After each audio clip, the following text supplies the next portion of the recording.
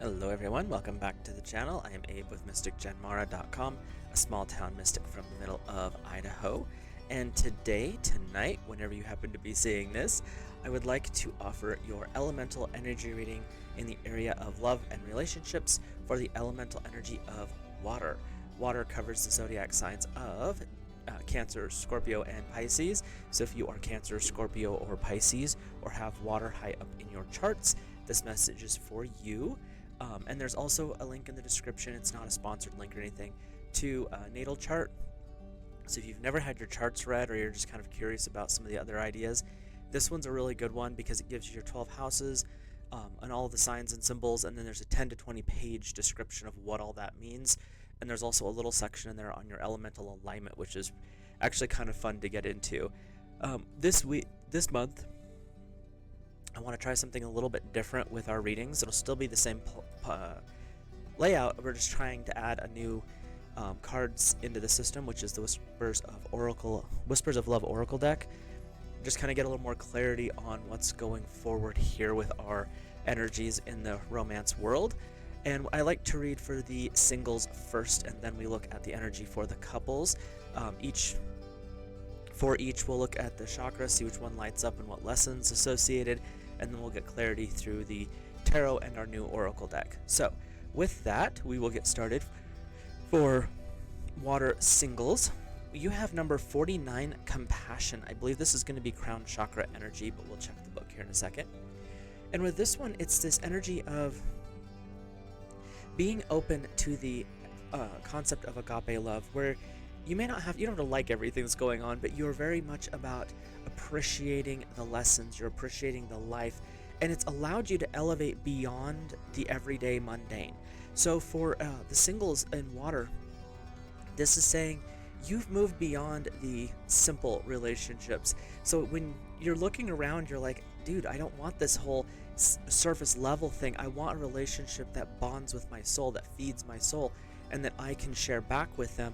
So it's this taking it to a different level, but it's this energy of compassion, which in one sense is going to draw people to you. So be aware, water singles, you're going to have people coming to you this month, but it's because of the gentle understanding and the gentle wisdom that you carry that is going to draw them to you. So let's take a peek here. We are in the crown, and whoops, we have the deity here in the center is the Tripura Sundari. It's a goddess that embodies the beauty of inspiration and the ascension to the 7th chakra. Through her, you can recognize anything as divine, including the divine qualities within your very being. So you really are stepping beyond. Like the more tend to be more mundane things in life just don't catch your attention anymore. You're looking more at the soul versus just the costume that people wear. And the keywords are childlike wonder, innocence, compassion, magic in the moment, love beyond attachment, expanding capacity to give love, radiant heart nurturing others, and receiving love. So you're in this energy of, if you find someone who connects with you and bonds with you at that deeper level, it's going to be an instantaneous connection is kind of the energy I'm feeling. And if you don't make that connection in January, you're okay with this because you already know how much we're all interconnected anyway, but you have stepped beyond the subtle needs, I guess you could say, of the more superficial things. So you're connecting into God's source in a deeper and deeper connection, and that's allowed you to see things through the soul's image, which is everyone's connected, love is everywhere, and you are in the state of, if I choose to, I can. If I choose not to, I don't have to. So water singles, your chakra energy being in the crown, you really have moved beyond a lot of things here, which is kind of cool. Your message from the new oracle is miracles and blessing. Everything has a gift. So when we look at this energy, it's calling you to remember that everything that happens in life has a gift to offer. Everything that you do has a gift behind it. Every person you interact with has a gift behind it. And when we start to see things as gifts and blessings, the energy of the miraculous really starts stepping up. When we are able to live in the now moment, we don't have to worry about the future. We're not concerned about what we did 10 years ago or last week because we're in the moment. And miracles happen in the moment. When we tap into the energy of the now, if you've ever read Eckhart Tolle, you'll know a little bit more about that. He talks about when you live in the now, everything settles down. Basically, your concerns shift from, what am I going to do, to, I'm going to take care of this in the moment, and I'm going to align in the moment.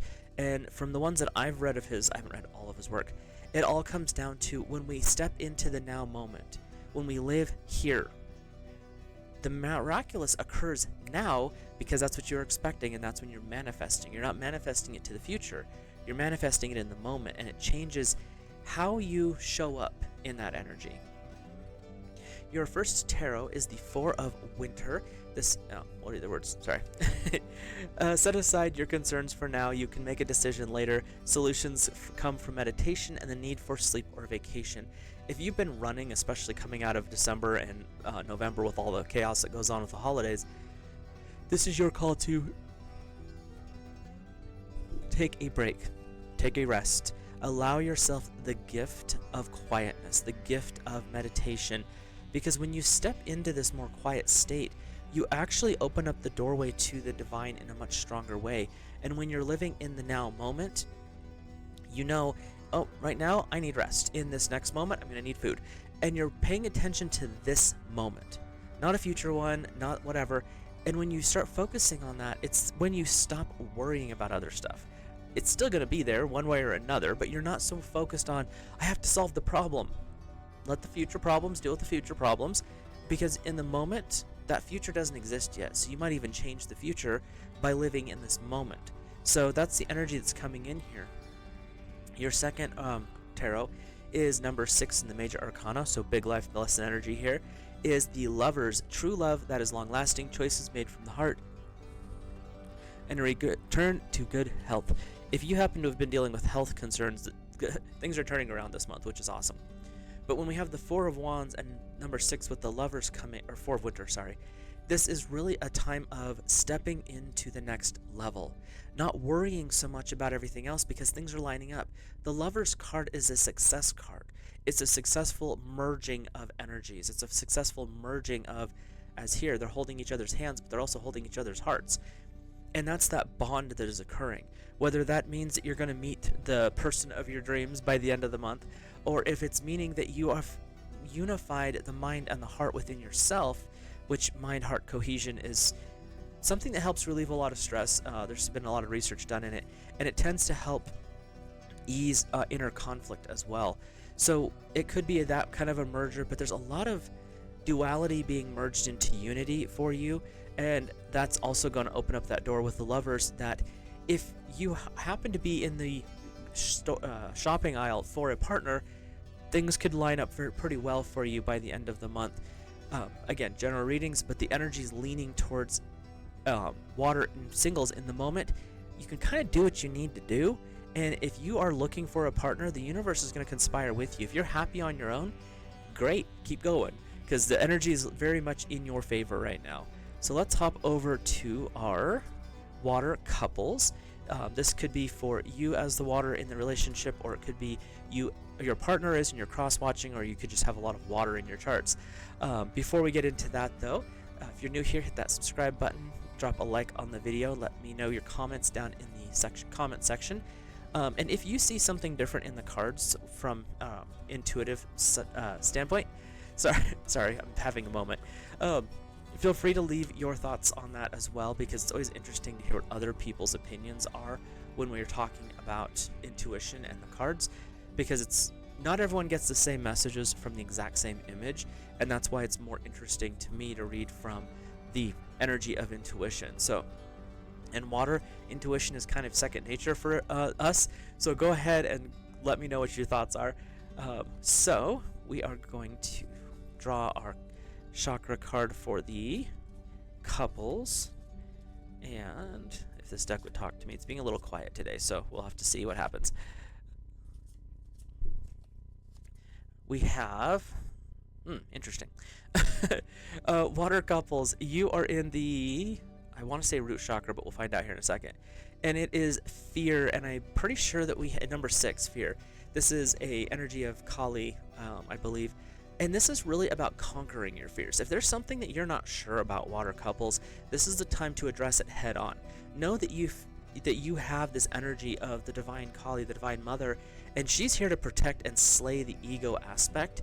And with that, it could be the fact that one person in the relationship might be trying to assert authority or dominance through manipulation tactics or through being hyper aggressive, and that is not going to work out so well this month. So it's one of those things where you want to make sure you're addressing any situation from a non-egoic standpoint. And if you catch yourself using the, well, if you adjust, that's a manipulation tactic, and that's not going to help the situation. So it's bringing concerns forward and actually having open discussion and conquering that fear and the ego that goes with it. So our energy here is in the root chakra, so this is foundational stuff. And the deity is Kali, and she is one of the many incarnations of the divine feminine. She is associated with what for most people is the biggest fear, which is death. Her tongue sticking out, her hair's wild in disarray, she can look angry and appear strangely demonic. But at other times, she appears to be beautiful and showers her devotees with compassion and gifts. The sword she uses to sever the ego and destroy demons can inspire fear, protect against it, or dissolve it. Her mala, which is a necklace, of human skulls, which is kind of like a rosary bead really, shows her disinterest in outside beauty and the disdain for pride. So if there's an energy of pride starting to pop up, that's also something that could be addressed. We also have the energy of, or the keywords are lack of awareness, insecurity, stress, fear, getting caught in others' demands or expectations, and shadows of deception. So water couples, if there's outside energy kind of trying to influence you or trying to push you towards a certain theory that they think is better, understand that that is not going to be beneficial for your relationship. And if there's this fear of what will the Joneses think down the road, who cares? They're not the ones paying your bills. They're not the ones you're calling into bed with at night. They're not the ones living in your house. So chalk that up to who cares. And with that fear part of it, when Kali has her sword out, she's severing unhealthy ties. She's severing egoic nightmares. Worrying about what the neighbors think, cut that off. Let them worry about themselves and be miserable. You don't have to play in that pool. You can move to a different one. And that's the energy that's coming up. And this is a foundational thing. So if someone's been attacking from the outside into the relationship, your foundation, the type of house you'll have, the type of car, the type of work, the type of financial situation you have, do not absorb that. Send it back.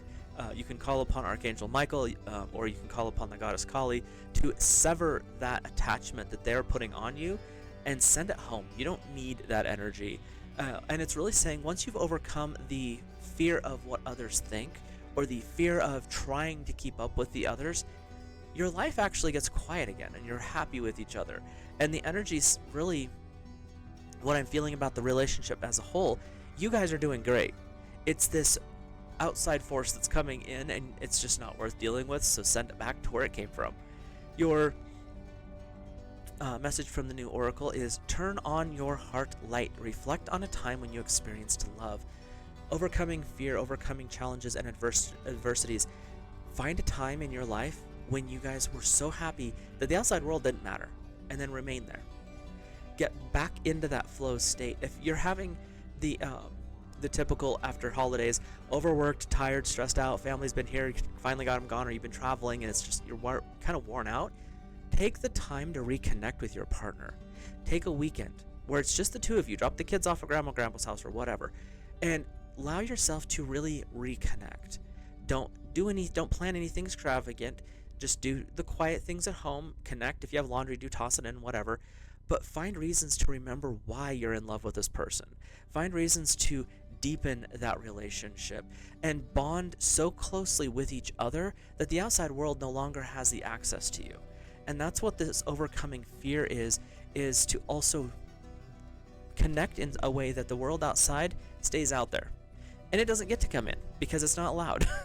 And that's the energy that's coming up for you guys. Let's see what your tarot has to say. Apparently the decks are having a discussion today about not giving answers quickly, or they're trying to find just the exact answer. So we'll see what else they got going on here for. Oh, there it is. Water couples. Your first card is the Six of Winter. Positive changes are on the way, a welcome relief from troubled times, traveling or relocating. We were just talking about traveling. This is also that indicator that the fear is not going to be a long-lived thing. This challenge, quote unquote, that you're dealing with is really going to fade pretty quickly as long as you hold true to your own goals, values, and ethics. So when you're having a code of conduct and how you show up within the relationship and how the relationship shows up in itself, it changes the outside dynamic, and so it'll drive that negative Nancy energy away. And I'm not insulting anyone named Nancy. It's a saying from when I was a kid. So, but you'll drive that energy away when you bond and connect at that level. And your second card is number 3, the Empress. Time to take action, the power of creativity, success that allows for a life of luxury. This is the divine feminine energy, and this ties really well with the energy from the water signs, because the divine feminine and water are very similar. And so you're getting this energy coming in of healing, of growth, of success that overcomes all actions, other actions, outside actions, we will call them. And so when you have the Six of Winter and the Empress, it's really saying you have a great deal of positivity moving forward. You have a great deal of rewards, so to speak, coming forward, and that is going to be different for every person. And it's also saying you don't have to worry about all the other stuff. That energy that's coming in with the root, that's some outside force coming at you, that is not really a long-term thing. It's more of like, are we seriously doing this? And you can be like, actually, we're not. We're going to cut that off. We're going to send it home. We're going to live our lives to the best of our abilities, and we're going to do so because that's how we live. That's how, as a couple, we are embracing the joys of life.